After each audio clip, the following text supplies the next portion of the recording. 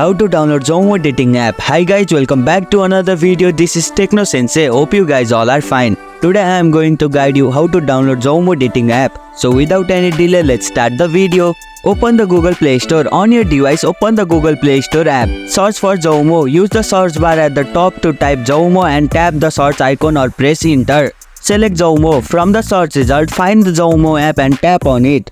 Install. Tap on install button to download and install the app on your device. Jaumo is a dating app designed to help people find meaningful connection and relationship. It offers a straightforward and user-friendly interface allowing users to chat, meet and date new people. Open. Once the app is downloaded, click on open and enjoy meeting and chatting new people. Thanks for watching. If you enjoyed the video, don't forget to give a thumbs up and subscribe for more content. Hit the bell icon so you never miss an update. Share your thoughts in comment below and let us know what you like to see next. See you in the next video.